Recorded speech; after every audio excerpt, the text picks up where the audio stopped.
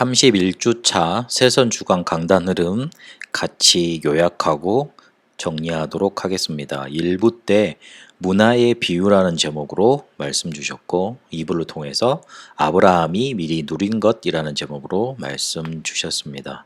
일부 문화의 비유를 통해서 비유의 목적은 말씀을 잘 알아듣도록 주신 것이다. 그러셨습니다. 신앙생활의 기준은 말씀을 잘 알아듣는 것이라고도 또 정의하셨어요. 오늘 문화의 비유를 말씀하신 것은 바리새인과 서기관들이 말씀을 못 알아들으니까 그것을 알게 하기 위해서 주셨다. 그러시면서 문화라는 건 한 문화씩 다 똑같이 주어진 것인데 그렇게 우리에게 주신 구원으로 살라. 그렇게 그 뜻을 말씀해 주셨습니다. 우리는 내 힘으로 살려고 하고 내 방법대로 내 생각대로 살려고 하는데 하나님이 우리에게 주신 문화, 곧 구원으로 살아야 한다. 그래서 말씀 따라 살아야 한다. 그렇게 정의 내려주셨습니다. 그러려면 구원부터 곧 복음부터 이해를 해야 한다. 우리 안에 이 복음으로 시작되지 않으니까 다른 것, 내 생각, 그리고 신앙생활을 가로막는 방해되는 것들로만 시작을 하니까 이 복음 못 알아듣고 왜 계속 반복하냐고만 따진다. 그렇게 문화의 가치를 모르고 살게 된다. 복음에 대해서 이해를 못하니까 구원에 대해서 이해가 안 됐으니까 하나님의 우리에게 똑같이 주신 하나님이 우리에게 찾아오신 구원, 오늘 문화라고 표현이 됐는데 그 가치를 모르게 된다. 그러니 늘 흔들리고 이리 걸면 이리 흔들리고 저리 걸면 저리 넘어지는 그런 늘 쫓기는 신앙생활을 하게 된다. 결국에 그래서 희미한 구원으로 빠져서 문안을 땅에 감추고 살았던 그 종처럼 살게 된다. 복음으로 시작해야 된다. 그러셨어요.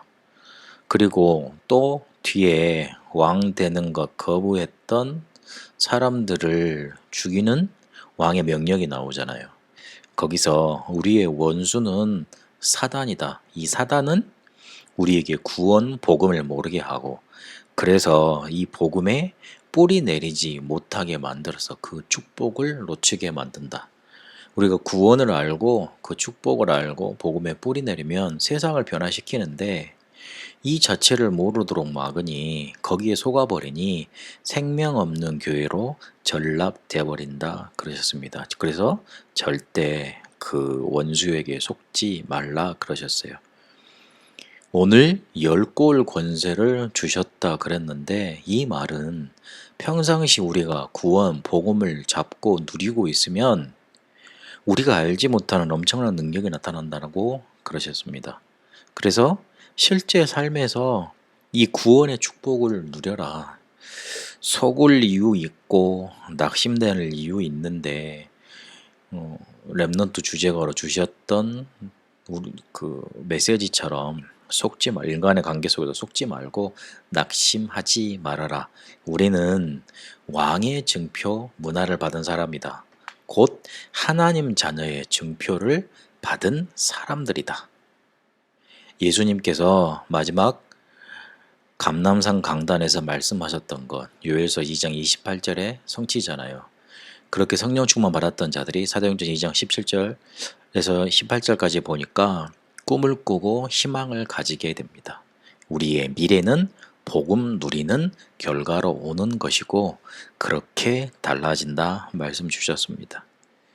말씀이 내 업에 임하고 성령 충만이 내 입에 임하도록 그렇게 언약 붙잡고 기도해라. 더 중요한 건 다니엘처럼 위기 앞에 속지 않고 감사하며 3번 기도하는 거다.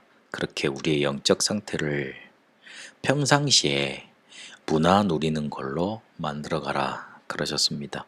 2부 때는 아브라함이 미리 누린 것이라는 제목으로 말씀 나눴습니다. 계속 누가복음 말씀을 통해서 하나님이 우리에게 찾아오신 것, 그것에 대해서 강조하고 계십니다. 그런데 우리가 간 것 같지만 하나님이 찾아오신 것 자체가, 예수께서 우리에게 오신 것 자체가 우리를 선택하시고 은혜 주신 겁니다. 가장 중요한 게 말씀을 듣고 우리의 눈이 열려야 됩니다. 그래야지만 하늘의 복이 귀중하다는 것 붙잡혀지고 땅의 것 나눌 수 있고 땅의 것을 뛰어넘는 힘 누릴 수 있는 겁니다.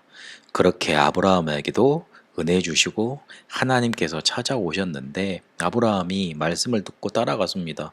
오직 복음 붙잡았다는 말이지요. 그러나 불신앙과 염려와 불안 속에 이 오직 복음을 완벽 복음으로 누리지 못했습니다.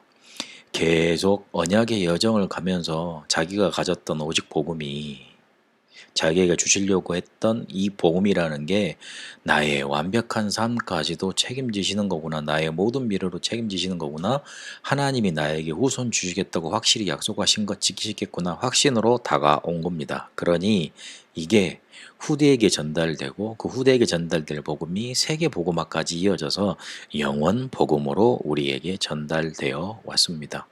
이렇게 하나님은 아브라함이 오직 복음에서 완벽 복음을 붙잡고 영원 복음으로 전달되는 렘넌트 리더의 여정으로 이끄셨고 우리도 그 여정 속에 있게 되시길 원하십니다. 그래서 그 언약의 여정의 시작이 뭐냐? 노바디와 나싱이라고 그랬어요. 아무도 도와주지 않고 아무것도 없는 곳에서 틀린 것에 속지 않고 빵과 돈에 속지 않고 언약의 여정을 가는 겁니다. 그러면 기준은 오직 유일성 재창조의 시스템을 찾아내고 위드 임마넬 원네스를 누리는 거지요. 그러면서 뭘 갖추어야 되냐? 수준, 기준, 표준을 갖춰라. 237 치유와 서밋, 그걸로 편집, 설계, 디자인하라. 그게 기준이라고 그랬습니다. 언약의 여정 갈 때 기준 삼아야 될 거. 길 갈 때 기준이 있어야 되잖아요. 그래서 그 기준에 대해서 말씀 나눴습니다. 그러면서 우리의 끝은 7대 여정과 7대 목표다. 그렇게 말씀을 나눴습니다. 하나님이 우리에게 하나님의 자녀라는 증표로 문화 주셨습니다. 그래서 그걸 붙잡고 평상시 조금 누리면 됩니다. 아브라함이 미리 렘넌트 리드의 여정을 갔던 것처럼 오직 복음을 붙잡고 완벽 복음을 향해서 영원 복음을 남기는 그 여정 시작하고 누리게 되시길 바랍니다. 살아계신 하나님, 우리에게 증표 주셨습니다. 구원의 축복 평상시에 누리게 하시고 그 권세 누리며 세상 변화시키는 응답 누리게 하옵소서. 아브라함이 미리 누리며 갔던 여정을 우리도 오직 복음 붙잡고 완벽 복음으로 확신하며 영원 복음 남기는 응답 여정 누리게 하옵소서. 살아계신 우리 주 예수 그리스도 이름으로 기도합니다. 아멘.